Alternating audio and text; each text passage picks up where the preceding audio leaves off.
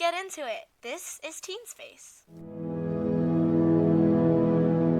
Hello and welcome to the TeenSpace Podcast. My name is Danielle, your host, and today we are joined by Leo Toake, a junior at the Bergen County Academies in the Academy for Medical Science Technology, as well as the Ping Pong and Wellness Club founder and president. Hi, Leo.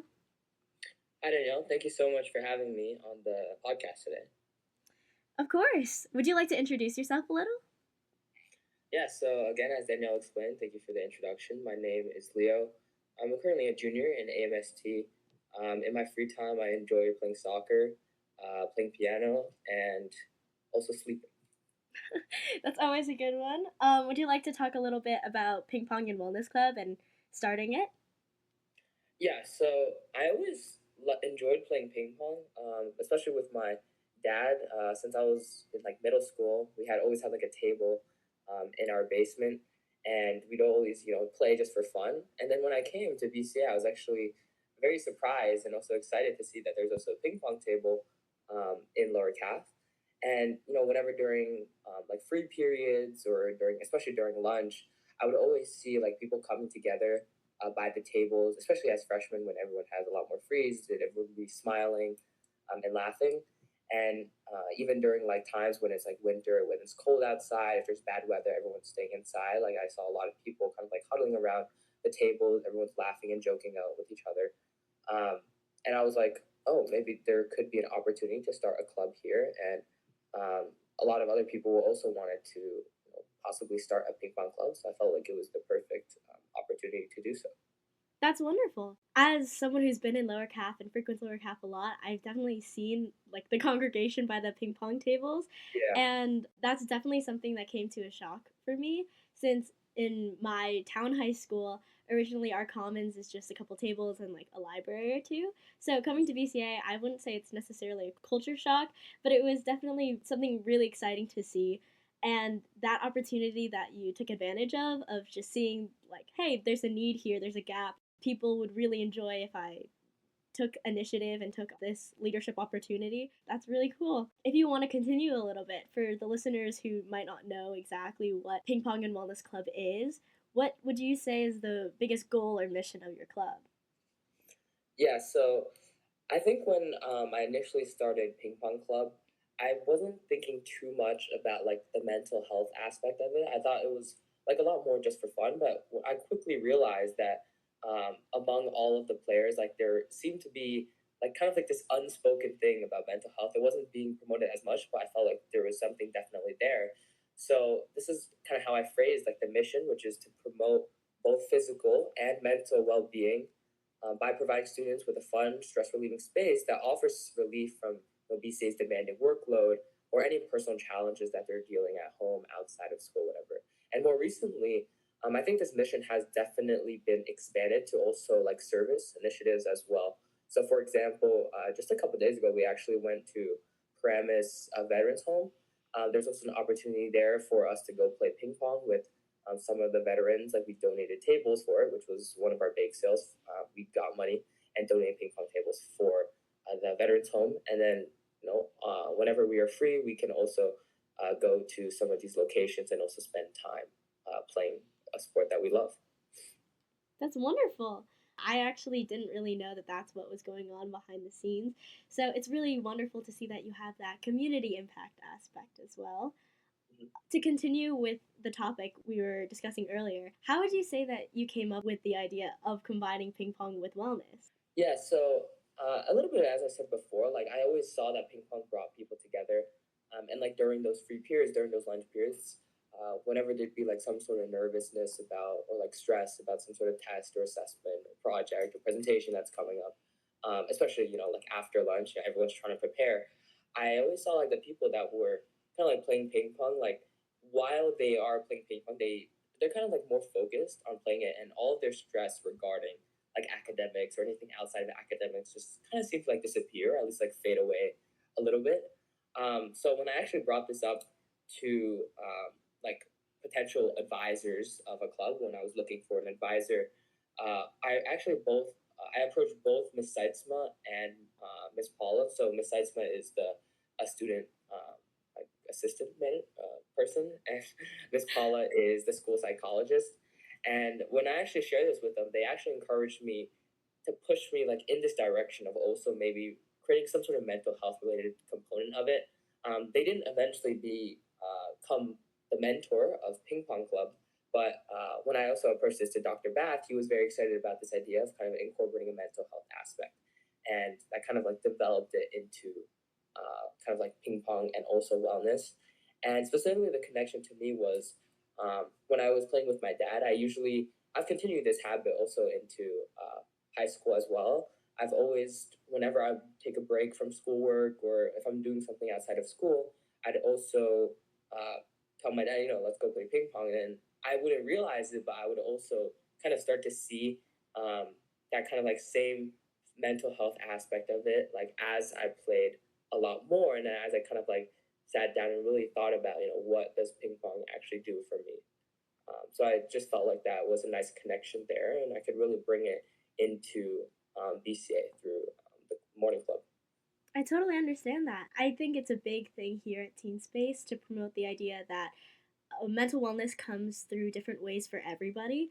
And just looking at the impact of Ping Pong and Wellness Club, especially at BCA, and what you were just talking about, how a lot of students come to play ping pong and suddenly it seems as if their academic pressure and stress and worries kind of just fade away. On that topic, I think it's really interesting because you're really creating that community of people who enjoy the sport and get that kind of collaboration aspect and thrive off of it and really feel themselves as part of a team and stuff like that. I've definitely seen like the duos or the 2-on-2. Yeah. And I think that just like even as someone who hasn't ever really played ping pong, it's really nice to be on that like third party view and just see how important it is to a lot of people. To talk a little bit more about the club and its impact, uh, I just mentioned how it really does seem like a club full of people who really do enjoy the sport. But how do you, additionally, as you were talking about earlier, incorporate mental wellness into what seems at first to just be a sports club? Yeah, so this was actually a question I was also asking myself and a lot of the other, I guess, leaders of the club when we were first trying to implement it. And I think like definitely one of the first things that we came up with was like surveys. So whether that be through like while they're at the club, and then like maybe after the morning club meetings, it'd just be like a quick like 1 to 2 minute survey, or like how did you feel? How did this club time benefit you? Or like ranking your stress from like 1 to 10 or 1 to 5, and the differences we see like before and after. I felt like that was definitely a good way to measure it, but also I felt like in order to really learn about like mental health, like I don't think it should really be some number or like some numerical value that essentially allows us to say like, oh, I improved mental health in my club members by like 70%, because like that's always going to be a little bit subjective, and like I don't feel like just allowing them to, or I guess classifying them as just like a number or as a percent increase or percent decrease was really fitting. So that's why I always try to ask around while like we're playing to really understand, like what might they be going through. I also encourage the other leaders to do the same. And also, like for example, when we email them just to let them know about Ping Pong Club, we also try to send like reminders, like in those emails for people to also remember that ping pong, yes, it's a sport, yes, it's for fun, but it also does improve your mental health as well. And especially when we do service, like when we go to those veterans' homes, not only are the veterans impacted, but also like staff members, family members that are visiting as well. Like when they're also playing ping pong, we also try to ask about their mental health situations and if they feel like ping pong has really improved it or impacted it in any sort of way. And definitely one thing I think we also look forward to doing is definitely collaborating with a lot of other clubs that are really more focused on the mental health aspect, even more than we are. I think one good example of this was definitely, I think like Stuco or Classco, they were kind of hosting like this like mental health week or day or something. And I kind of just like messaged them on Instagram. I was like, oh, maybe we should do like some sort of like collaborative thing or something like that. And I think like they successfully agreed like through text. It wasn't like super official or anything, But we kind of like got a little bit of an event together where we just had the tables open throughout the entire day, and any time that someone wanted to pop in from the student body, they would do so, and we would take videos, we would take photos, and we would also ask about the stories that they kind of got from playing ping pong, or the effect that they felt like while they were playing ping pong. And we really saw like a positive impact off of that, which I definitely think is really good, and we should continue to do as well. I really like that, especially the part way before where you mentioned that you don't really see it as our clubs increase their mental health by 70% after meetings. And just knowing that you really try to get to know your members on that kind of personal level and give them those like reminders, hey, it's not just a sport. It just really shows how committed you are to having both that sport and wellness aspect. I think something important to note is that most of the time your club does function on morning meetings, which is really that kind of pivotal time where you can shape how a bunch of your members' days can go. Yeah. Having an early morning win or something like that really can boost the rest of your day. And I definitely can see how your members would feel extra uplifted after attending these meetings or being able to talk with your friends, really get your blood flowing, all of those endorphins. So yeah, I think that just all in all, from just the prospect to the real impact, as I've been saying, Ping Pong and Wellness Club really just seems like such a wonderful club for all of its members as well as the veterans, as you were talking about. Personally, what would you say are some of your favorite moments or memories from running the club? Yeah, so I would highlight probably two different moments. The first one being like in school. I remember when we were like first starting the, as you know, when we were, I guess like being renewed as a morning club for Try 3 last year.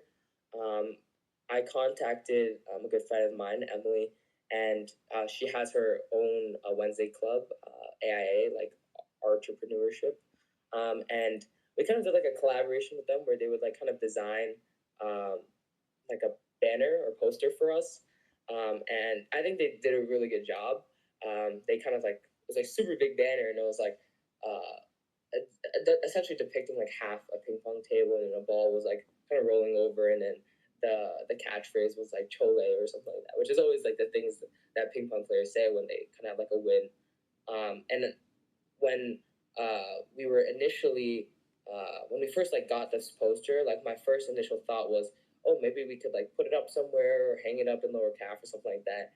And the good thing of having Dr. Bath is that he kind of has control over pretty much all of the staff members. So he like pulled some strings together. He got some of the I guess maintenance people, or I guess just like, yeah, I think faculty members, and we were able to kind of like hang the banner up in lower calf, and I felt like literally, I felt like it was very nice because we could always like look up to it. It's like a bright yellow banner, and it's kind of like blocked by the light, I must say, but I think it definitely shows that like ping pong club and also like mental health is definitely there in like BCA, and hopefully it will stay there for the rest of whenever BCA goes until. And then my favorite memory outside of school was actually a couple of days ago, when we were at the Paramus Veterans Home. And initially, like for our first couple of visits at the Veterans Home, like we used to go in the mornings. And in the mornings, like most of the veterans are people who might not be as like mobile.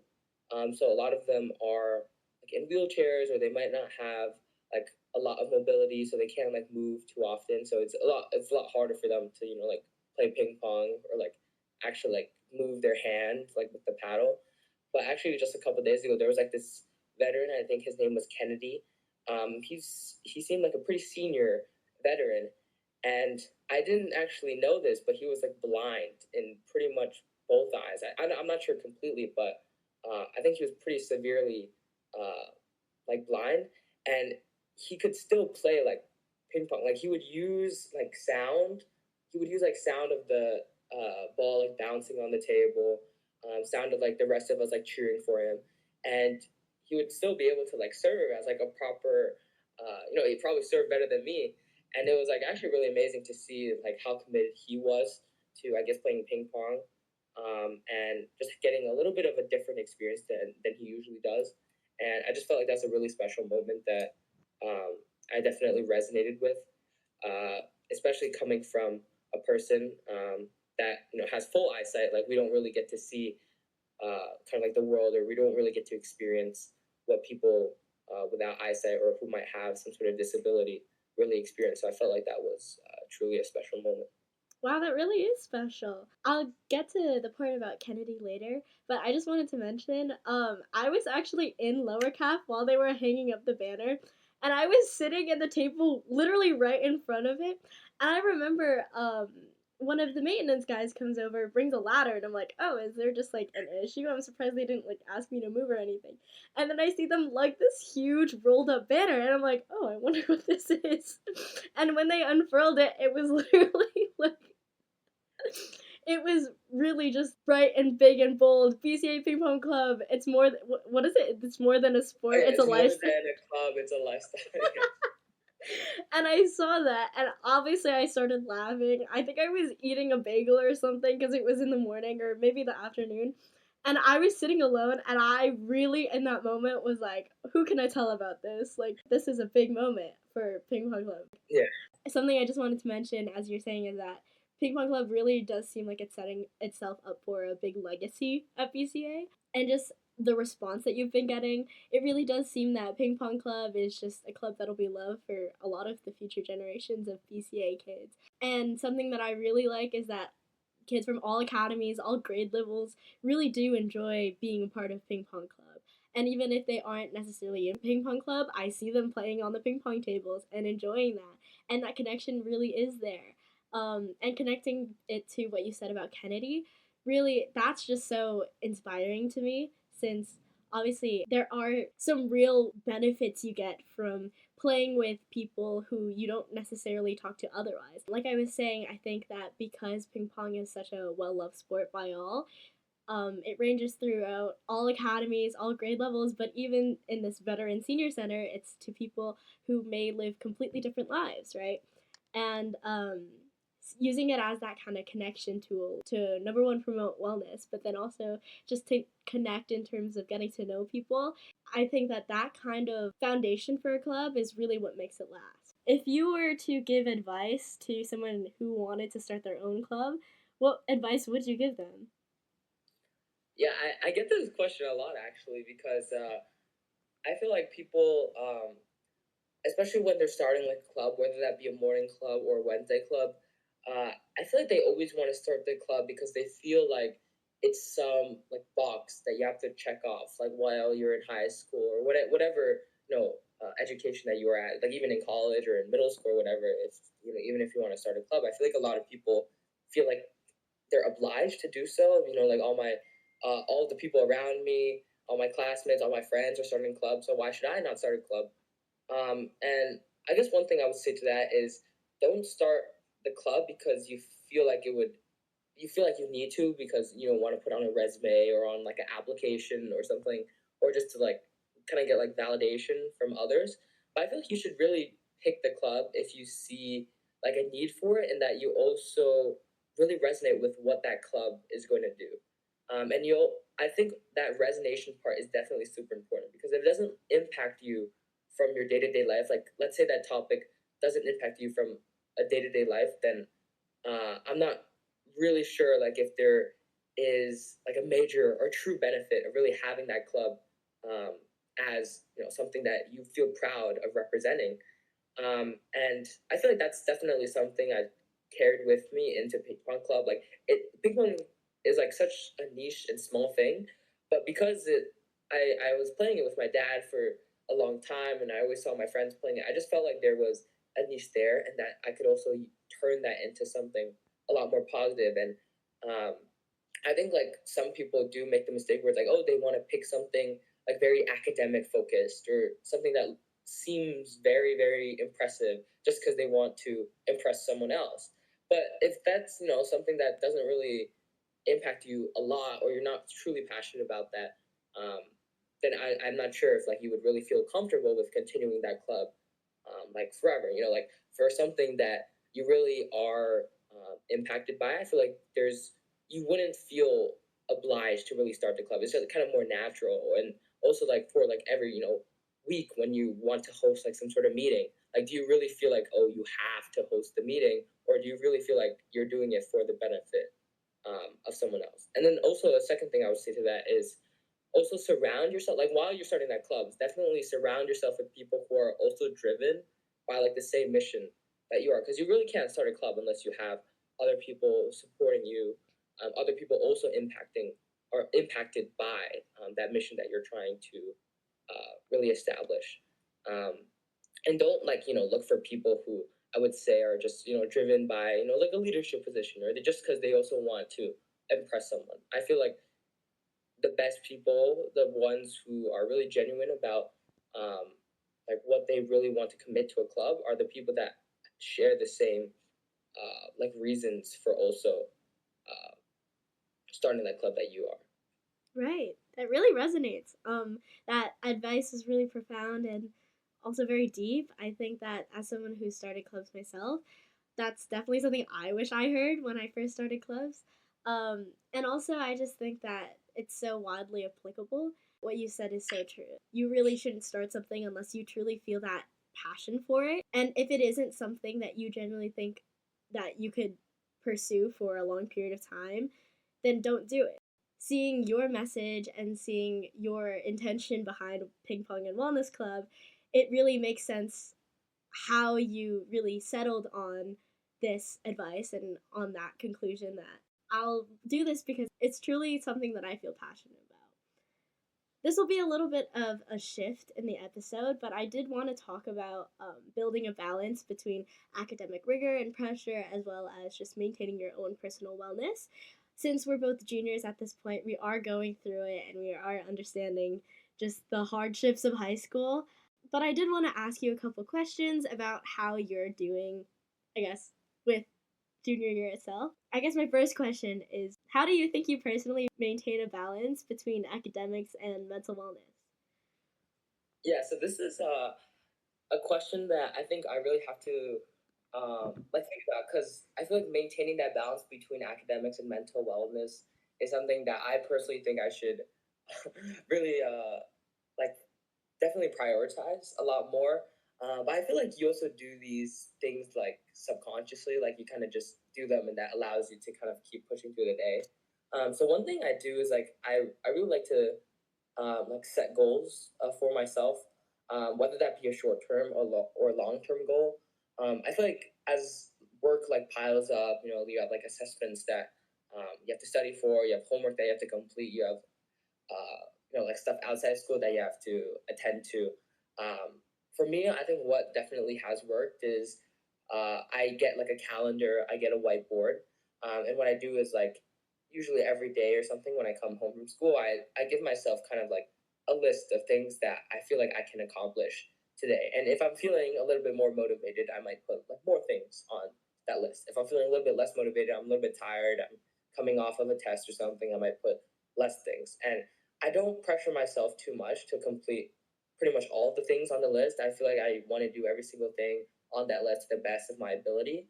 But I guess like depending on the day as well, like I would also determine, when would I take a break between the things on the list. So I would like maybe like physically draw out, like, okay, I want to take a break between item number 3 and item number 4. I feel like staying organized in that way is definitely beneficial because it keeps you on track, and it also doesn't for me personally, like it does, I feel like it makes a lot more sense, so that you kind of like hold yourself a little bit more accountable to what you really think you can get done, because only you can really understand, um, or really like understand.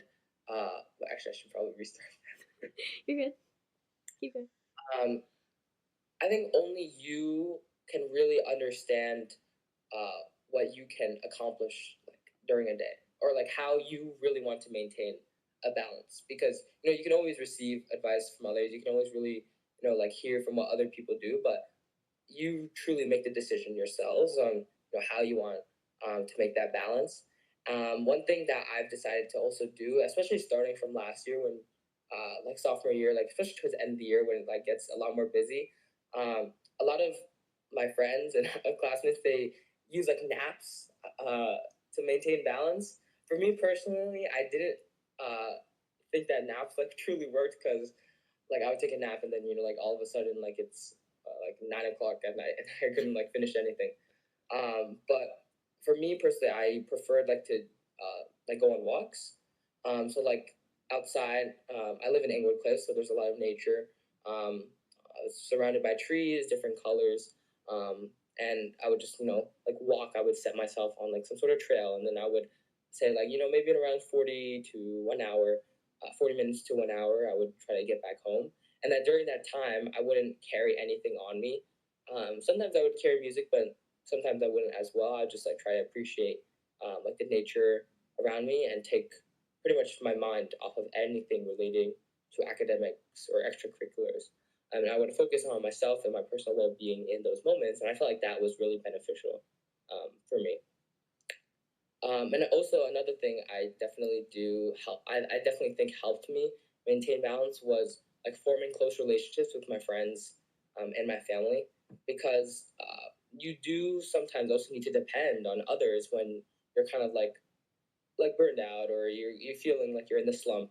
Really, like I feel like talking to other people that really helps me because it allows me to also take my mind off of something to really understand what someone else is going to say, really to express my concern over something, for example, as well, and then hearing some other advice on how I could potentially tackle that, and then put that into my own uh, kind of like schedule. I think that also definitely helps as well if you could get really quality advice from someone else and how that impacts your own decision making, for example. Yeah, you said a lot of wonderful things just to take them like one by one. I think that being organized is one of the biggest skills you can have, especially as you said, you are the only person who understands the potential you have, whether it be for the day, the month, the year, or just like in general. I think that being realistic with yourself, knowing how you learn, how you approach things, and how you personally need to grow or change, all of those things are super duper important if you want to become better at what you're doing. So, in terms of this balance between academics and mental wellness, I think that having an organized schedule as well as being realistic with what you need to accomplish day to day, that's a really good way to ensure that you're not overworking yourself or you're not putting too much pressure on yourself to do things that may seem like everyone else is doing at your given moment. Being realistic on what is accomplishable for yourself is just truly important. And to your next point, taking breaks or going on walks. I personally am a very big nap enthusiast. I love naps. But really, what you said about taking a walk and just taking in the fresh air and the nature, that's also an amazing way to take a break from whatever you're doing. I've talked to many psychologists and just other people in general on this podcast, and it seems that taking walks is a really common thing for people when they need to take a break, especially since you really are reconnecting with nature. And as much as people clown that on TikTok and on Instagram, by going on a walk and really looking at the flowers and the leaves and the trees, it's just a really good way to ground yourself in moments where you might be feeling extra stressed or you might be feeling overwhelmed. And I'm really glad that you shared that. And then to your last point about maintaining connections with family members and friends, I think that one of the biggest ways that I got through high school is by having a really good support system. I think that I found my friends really early on to BCA, and really I've maintained the same close relationships and just grown them ever since. And to what we were talking about earlier about finding like minded people, I've read the study that you are the culmination of the 5 people you surround yourself with. And if you really find good, supportive friends and family members to help you reach your goals, I think that knowing that you're not alone and that no matter how stressful your situation is, that you'll have someone holding your hand throughout the way. It's just something that really grounds you and brings you back to the present moment. I really, really did enjoy all of that, all of the things that you just said, but you kind of did get to it at the end, and I wanted to push a little further. Um, how do you think you keep yourself from burning out? Yeah, so in addition to like kind of the things I already mentioned with like taking breaks, like staying organized, uh, or like the preference of like walks, for example, I think definitely one thing that I try to do to prevent myself from like completely burning out. I don't actually even know if I've like completely burned out compared to some of the other some of my friends and some of the other classmates. I think definitely one thing is like I would say burning out if we define it as like something or like a period of time where you're kind of like losing motivation for things and then you kind of shift to something completely different or something that like I guess causes you to make you feel a lot more unproductive. I definitely think like one thing is I think really accepting maybe like that one period of time where you really like feel like there's some sort of loss of motivation and then convincing yourself that that is like okay. And I feel like everyone has at least gone through some version of burning out. I don't know to the extent of some people might do a lot more than compared to others. But I feel like in that time period, the only thing that can make it even worse is like kind of pushing yourself to think that okay, that's not okay, and that I should always go back to doing something even more productive or even more like that I usually am compared to like oh I have to stay on pace with my other classmates or my other friends that are completing their schoolwork now, are they doing all of these other things. I really feel like that moment of realization I think is definitely really important that at some point you're gonna kind of like walk out of that movement, and then you'll feel a lot better than if you were to kind of continuously like push into that direction. And I definitely also think that that's one thing that a lot of other people should learn, especially at like a younger age, because as you, I guess, like move on to becoming an upperclassman, and as you move on probably throughout the rest of your like years and experience and education, there always will be those moments where you feel like, oh, there's definitely way too much stuff. I don't want to do this anymore. I don't know if I can really complete it. Um, I think like definitely having maybe like a bad day or a bad afternoon or like a bad evening, and then kind of like realizing that like tomorrow is probably gonna. I think everything could be a lot better. Like making small steps in the direction of um, like another kind of like path. I think that is definitely really beneficial for me. First of all, and I definitely think that a lot of other people could also use that advice as well. I really like a lot of what you just said here because I think that for a lot of students, they might feel that pressure to just keep pushing the rock up as if they're like Sisyphus. Like, that one Greek myth? Yeah, And I think that it's so important to realize that it's not an uphill battle. It's that roller coaster of going ups and downs and ups and downs.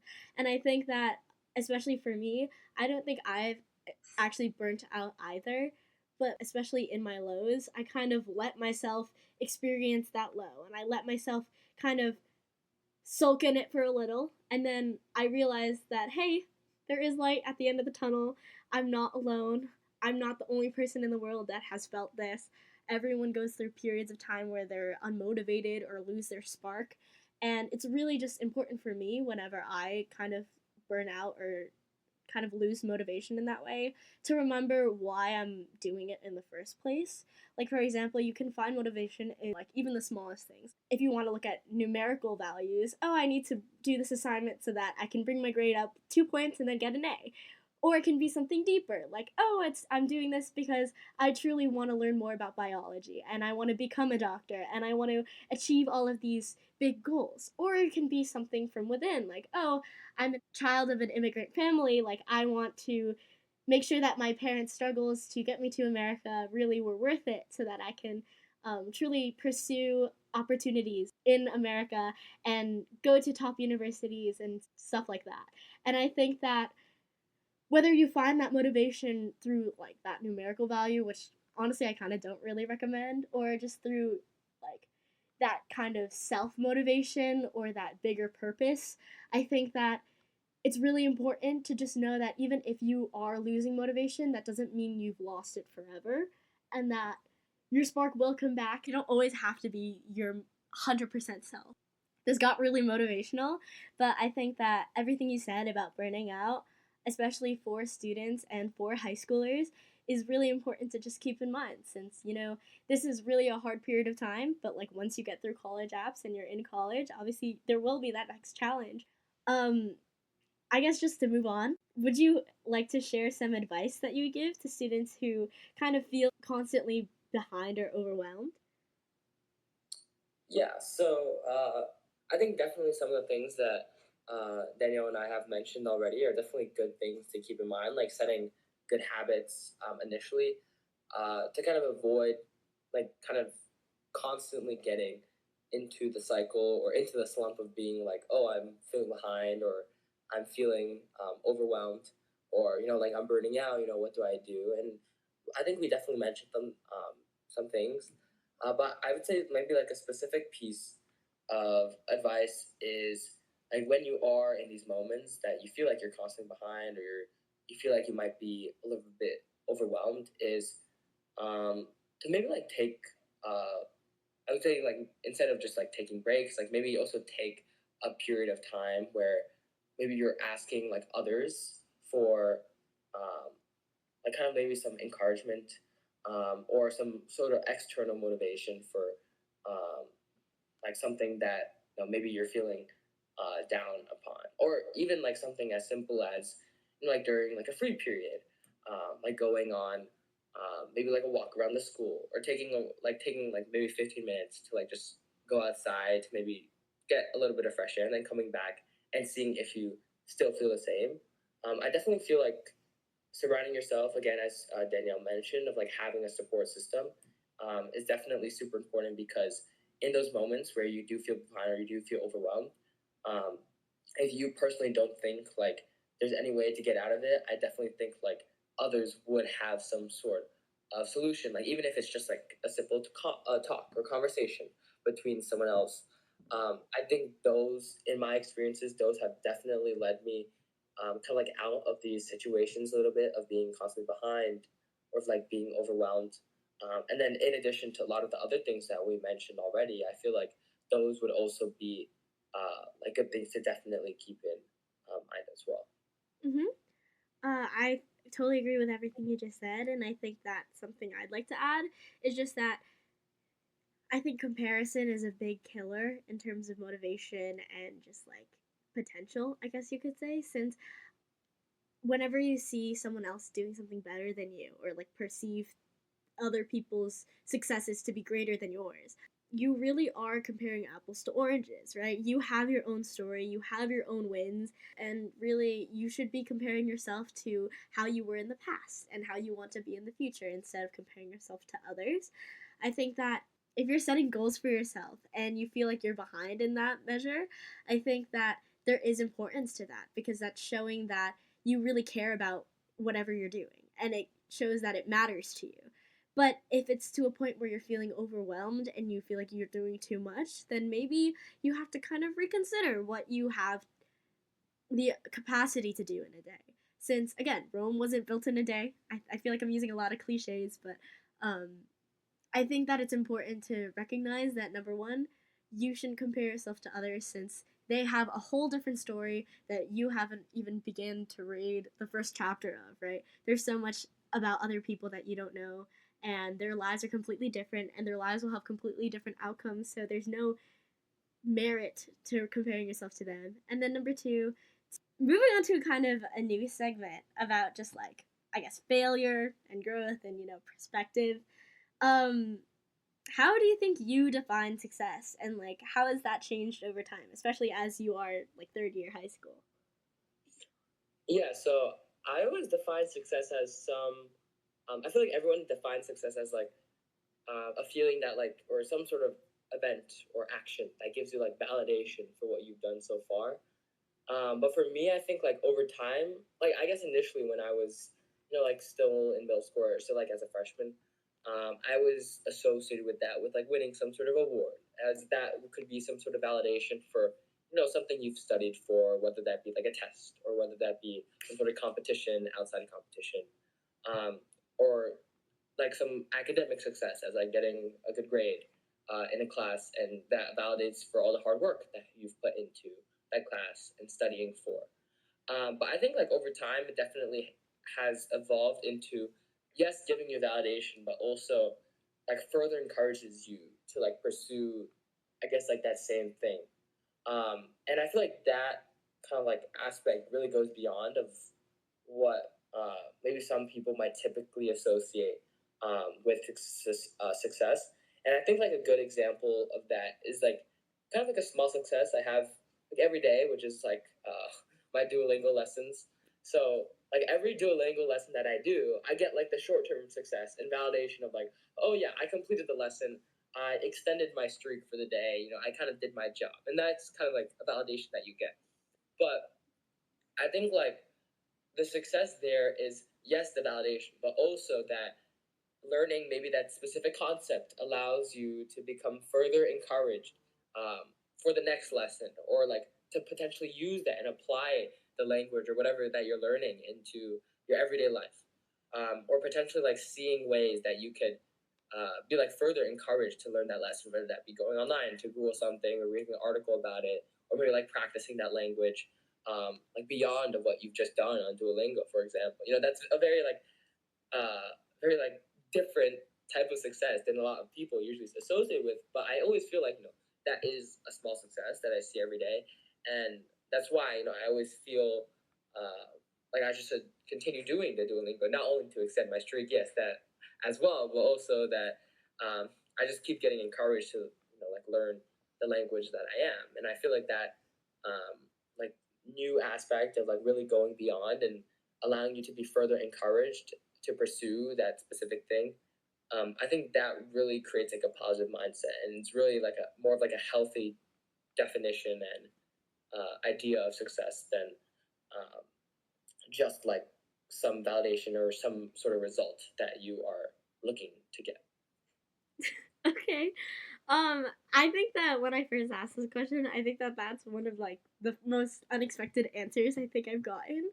Um, Not necessarily saying that that's like bad, since success is really subjective, and it really depends on how you measure success on yourself and how you use that to propel you in the future. But I think that using Duolingo as a daily example of success is a really interesting concept, since keeping your streak going is a really like just small motivation that keeps you going, and I think that that's really interesting. In terms of how I've defined success, I remember in middle school when I was asked this question, I would always say, oh, it's the feeling of satisfaction when I go to bed at night and stuff like that, right? Like, even if I didn't completely get like full marks on a test or anything like that, just the fact that I put hard work into it is what gave me that satisfaction before I went to bed at night. But I think that, especially nowadays, what I see as success is just seeing that growth in myself. Maybe in terms of like seeing something that I had previously struggled on and then doing it easily now. Just seeing that kind of small growth is that kind of small success for me. I do acknowledge that there are some days where I'm going to go to bed and I'm going to be thinking about all of the things I could have done better. And though those are things and problems that I can tackle through journaling or just meditating or self reflecting, I think that those are really important emotions to feel, and times when I really do need to just like keep pursuing that thought process, because usually that is where I find like the seeds of growth. So, I guess that's my definition now. I think it'll grow as well as Mm-hmm. time goes on. Um, I don't know if that's as complete of an answer as it was in middle school, but I think I'm okay with that, since, success again is very subjective, it's ever changing, and it's not really something you can contain in one bubble, since it means a lot of different things to different people. On that note, I think I want to talk about something else that's really subjective to people and really can't be contained. Um, the opposite. So, failure. I just want to ask you, like, what do you think is one lesson about failure that you've learned and you think that more students should hear? Yeah, so I think like you mentioned, like, oh, failure being like the opposite of success, but for me, I feel like failure and success always come like hand in hand with each other. I'm sure like everyone says this because like, oh, you can't have success without failure. And I think like failure is actually, for me, is actually like more similar to success than a lot of people would really like associate them being.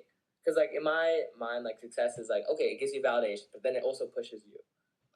Failure, it obviously doesn't give you that validation, but even more so, it pushes you to do like something arguably even harder just as much as like success does. And you deal with like small failures, successes on every day to day basis. You might not deal with like big failures or big successes. But like without failure, I feel like there's not like a purpose of you going off on your day, because whenever you are making decisions or when you are like going through at your day, I feel like you would always have to make some sort of failure or some sort of success like throughout the day, whether that be how big or how small it is.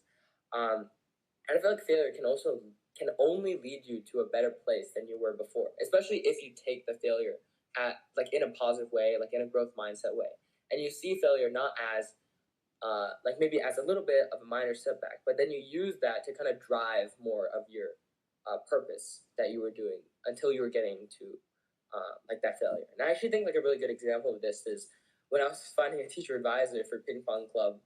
I think like when when I initially was reaching out to a lot of the staff members and faculty members, I would always start with the new teachers first. But the new teachers, they're always like busy with getting settled into BCA, so they might not be um, like as like available or open to like supporting the mission, I guess, of the club, or they might have like morning duty, or they might not get to school by like until like 8 o'clock or something like that. And I guess like every time or every day, I would like reach out to a new teacher, whether that be like going in person or going or like emailing them. I would get like rejected, like pretty much, I'd say like after 15 teachers I reached out to, I probably get rejected by like pretty much all of them. If not, I mean, maybe some teachers they gave me like, oh yeah, I'd be willing to do it, but like I might not be there or something like that. And I guess like kind of those like small failures, like each teacher by each teacher, that only made me more encouraged to find like a teacher or find some sort of advisor, because not only was I, not only did I really believe in the mission of the club, but I also felt like each kind of failure like pushed me even harder to try to get a teacher. Like, oh, I've worked so hard to get this far. Like, there's no way I can just give up on this cause. And that eventually led me to Dr. Bath, which is something that no one has ever done before, apparently.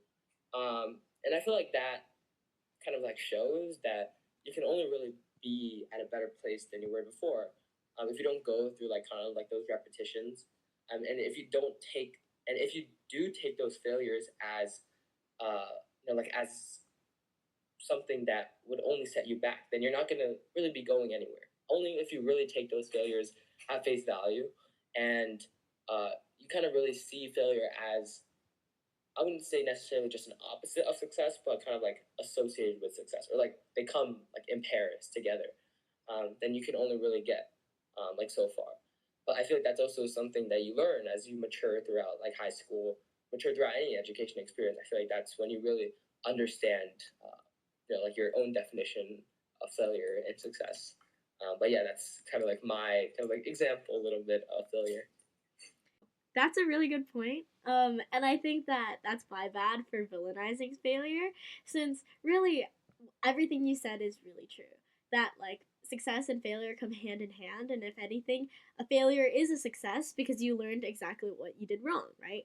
And in that moment, you're realizing, okay, this is the gap that I need to fill. This is what I need to do better. And knowing the problem is half the solution. And so I really do think that your kind of anecdote about finding Dr. Bath is a really good anecdote, because what you thought was a repetitive failure actually turned out to be the like rising action to the best solution possible, right? You just got an administrator as your advisor, which gives you a lot more open doors and gets you a lot more promotion, I guess you could say. And all of that wouldn't have happened if you weren't repeatedly kicked while you were down, just to put it in a very frank way. And I think that especially that lesson, that failure and success are always hand in hand. So when you have a failure, there is probably a success coming nearby. Like there's only upwards from here. That definitely is something, or like a lesson that all students should know, because really you can't always be right. You can't always be succeeding, and you can't always be at the top of your horse. There are going to be moments where you feel like you're the stupidest in the room, or you're the dumbest, or you're not as capable as other people. But using that opportunity to grow and seeing the people around you and using them as people to help support you and stuff like that. Those are all ways to make a success out of a failure. All right, that's kind of all of the main metaphorical, very motivational questions I have. I wanted to tie it back to Ping Pong and Wellness Club since that's kind of the reason why I wanted to have you on this podcast. But in terms of a long term vision, what would you say your long term vision is for Ping Pong and Wellness Club? Yeah, so one thing definitely is to expand on a lot of like the outreach initiatives that we already started, like going beyond just Paramus Veterans Home. Obviously, keeping the connection with them strong, like maybe going to volunteer or like to help out a lot more often than we usually do. But even like expanding it to a lot of other underserved communities out there that might not have the same resources that like us high schoolers have. Like one idea that we definitely had was maybe going into some underfunded high schools that might not have a ping pong table and then fundraising enough money in order to support a ping pong table for them. Because something like ping pong is really universal. Like I wouldn't say that there is a specific population that ping pong only like appeals to. In any different population, especially like even we were surprised that even the veterans accept it very well. That there definitely is something out there or some other communities out there that we could also positively impact.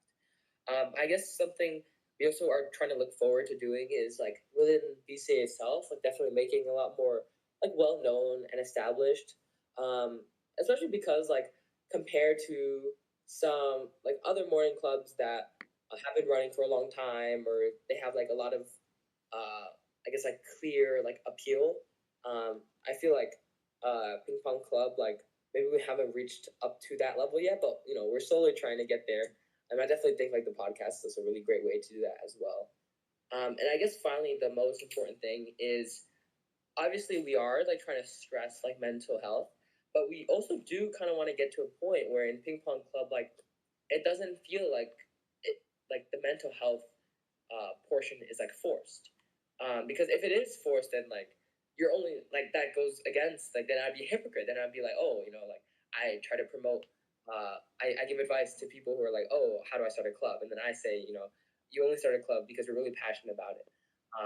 And then I, like for my own club, for example, like I'm not really passionate about mental health. Like, what if I was just like trying to enforce it onto people? And I really don't think that is the deal, or that is the case. But that might seem like a little bit artificial. That comes off to like a lot of other members.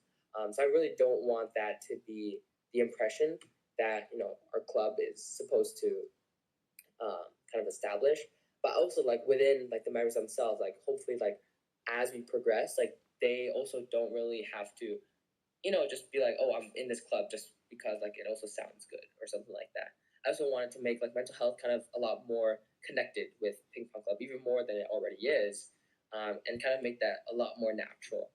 And I feel like that's definitely something that is important to do now and also in the future because mental health is really what helps you along the path of like going into the future and really like setting your goals clear.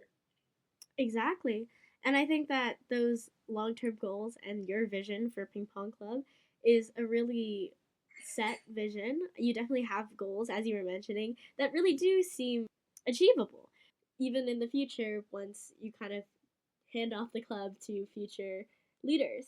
And I think that what you were saying earlier about how this podcast can be a really good way to increase outreach and stuff, definitely that's kind of one of the reasons why Anisha and I wanted to go on this podcast.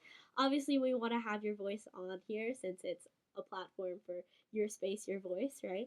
But also, we just wanted to kind of hear your perspective and give you a little bit of that like bump up.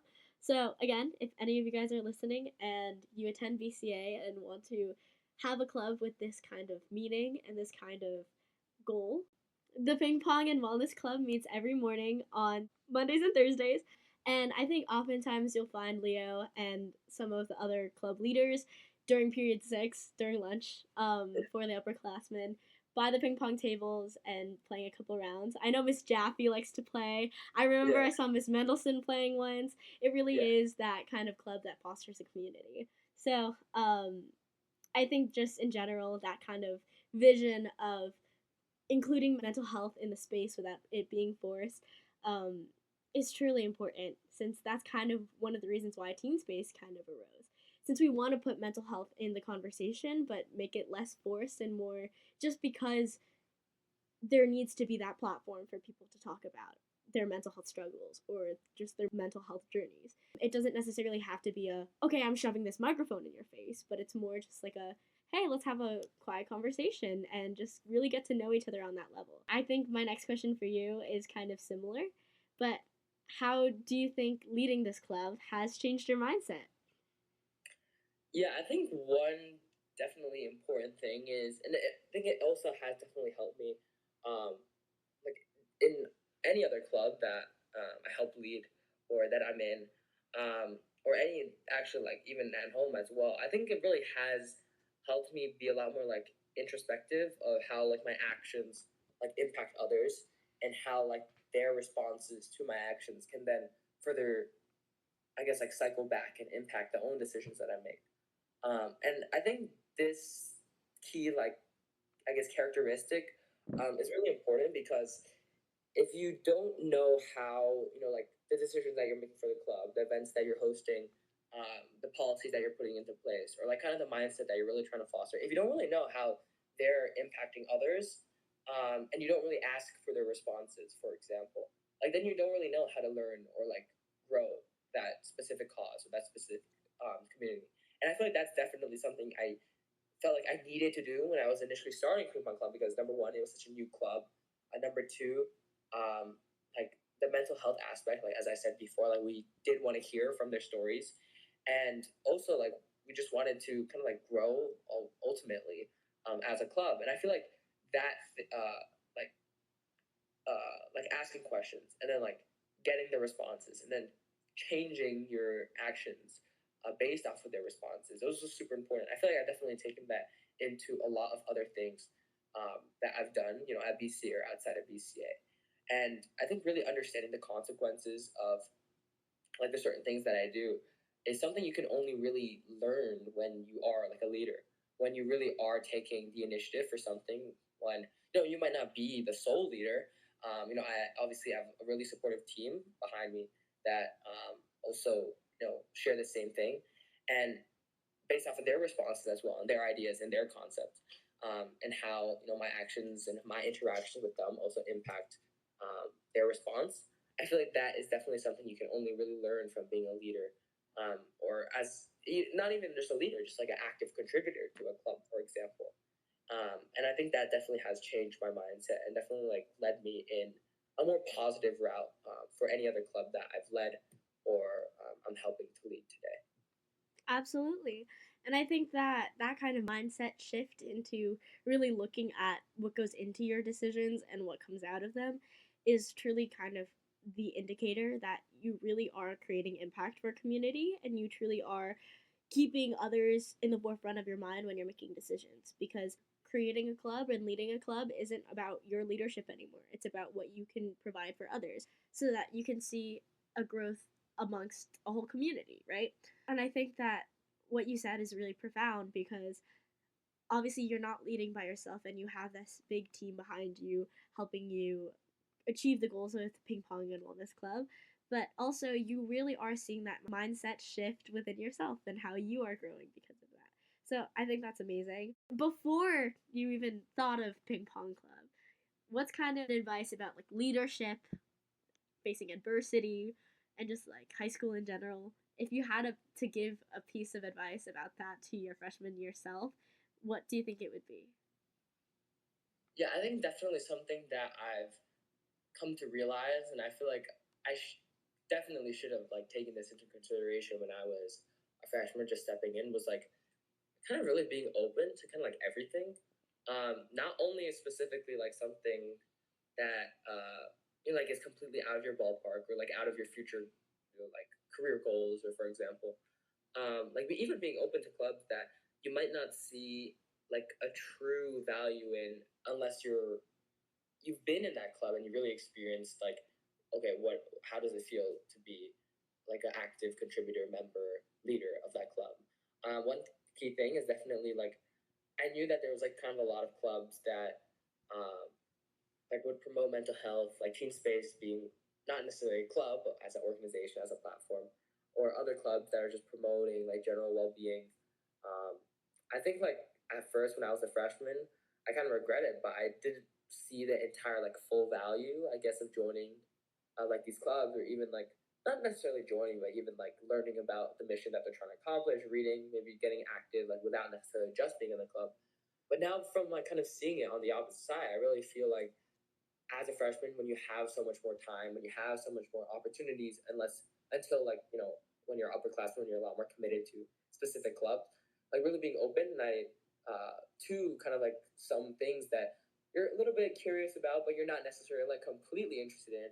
I feel like definitely taking the initiative, going into those clubs, being active, or not necessarily like just being in the club, but like reaching out to their leaders and describing, oh, maybe I'm interested. Could you explain a little bit about what you guys are doing? I feel like those are definitely truly beneficial, and they will ultimately lead you on a better path, like throughout your high school experience. Like now being a leader of a club that is trying to promote like, mental health, I feel like when I was a freshman, I definitely should have prioritized it a lot more because of the positive impact that I've seen it actually create. I think that is definitely one thing, just to be open as much as possible. I love that.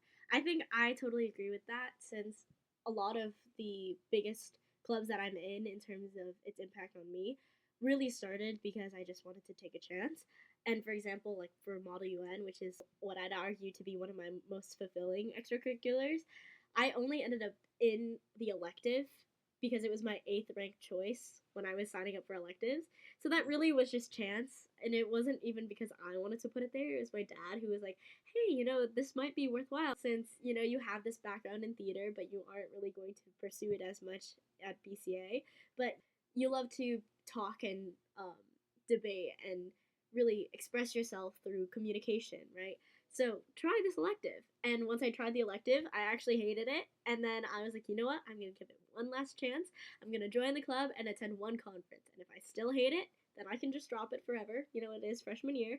But obviously, what ended up happening is that I ended up loving it. And now I look forward to every conference. And I truly am thankful for my freshman year self for being open to this possibility of joining a new club. And I think that open-mindedness, as you were saying, is what led me to TeenSpace and what led me to Wellness Club here at VCA as well.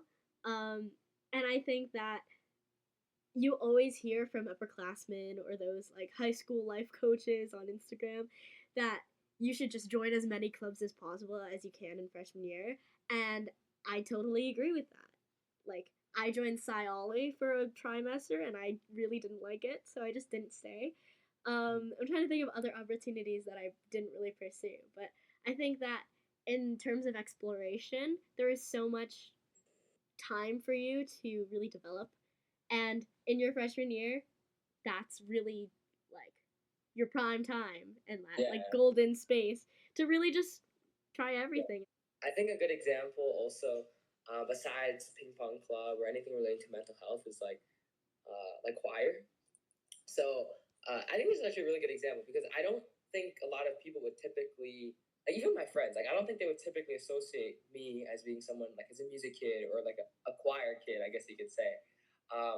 But I always did choir when I was in middle school, and I felt like in high school, like if I had the time, I would always be open to doing it. I wasn't like trying to make it like a super big commitment or anything.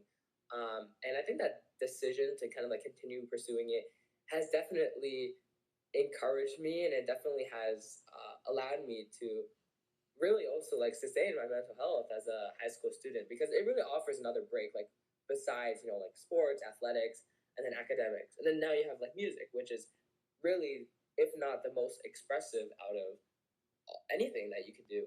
And now that I've been doing choir, like I did lunch choir since freshman year, sophomore year. Now I'm in project choir, and I'm gonna potentially switch to lunch choir back. But even just like 25 minutes, 2 times a week, 50 minutes in total, just like in one week. Like even though it might seem like super small, it's just like one period, but I feel like it really has helped me throughout the day. It kind of uses a different part of my brain, and it also introduced me to a lot of like my good friends at school, and really it still hasn't been a super big commitment. Don't tell Mr. Spinelli I said that, but it is like I guess something that I keep to the side, but still allows me to I guess like push forward with whatever I'm doing and keeps me motivated in I guess like the musical area as an example. I 100% agree. I've always been a choir kid, so it kind of was natural for me to join choir once I entered high school.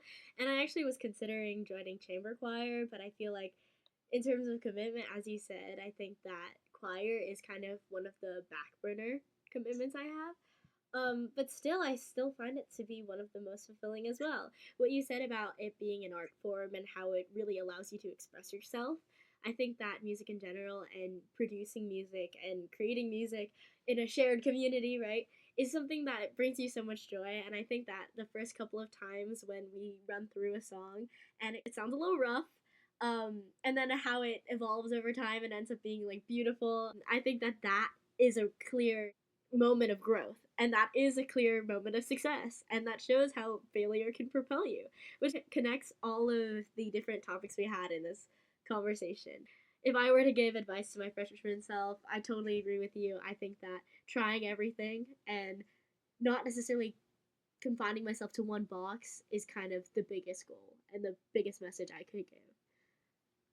That kind of wraps up, I guess, the entirety of the interview, but I did want to ask one more question. Where can students learn more about your club and get involved? Yeah, so I think you kind of like touched on this a little bit, but you can contact me. You just search my name, Leo Toake, on Outlook, or any of the leaders of the club, including Herdang Shukla, who's a senior, Omar Saad, who's also a junior, Shaya Tabar, who's also a junior, and George Algandi, who's also a junior. So any of these people, we would always be happy to get you involved. Or, as Danielle said, you can just show up on Mondays or Thursdays at like 7:35 a.m. In Lower Calf, and then we can add you to the emailing group there as well. Sounds good. I'd just like to thank you overall for your insight throughout this entire podcast. I really enjoyed a lot of what you said in terms of maintaining your organizational skills and then also how you perceive failure and success and how you take breaks and all of that stuff. I think that those are all worthwhile pieces of advice, especially since I asked you a lot about kind of your experience throughout high school up until this point. But really, that's kind of all I had for today. Where can we find you on social media? And is there anything that you'd like to advertise? Yeah, you can. My Instagram is I think leo.toake. Or you can email me or contact me anytime. I'm always open. And then we could like share contact information. Um, I guess like one thing definitely I would like to say is thank you, Danielle, so much for having me on the podcast. I think like our conversation was definitely very insightful, and it was actually a lot more insightful than I initially anticipated it to be, which I'm really glad that it was. That we could both support the mission of TeenSpace and BC Ping Pong Club, and definitely support. And for any listeners out there, definitely support both organizations. I think both of them are doing a great job of kind of like fulfilling their mission and really allowing um, people to really enhance their mental health. But especially like a shout out for TeenSpace because it's been a platform for me to share my I guess story with Ping Pong Club, and I'm sure it has for a lot of others. And I encourage all of you guys to also get involved with TeenSpace and sharing your own voice and how you navigate BCA or anything in general. Thanks, Leo. Of course, I had a lot of fun in this conversation as well. And I think overall, this will make a wonderful podcast episode, and I can't wait for our listeners to hear. But that's all for me for now. Thanks for being in the space with us. This has been the TeenSpace Podcast, and you can find all of our socials in the description below. Bye-bye. Thank you for sharing this space with us.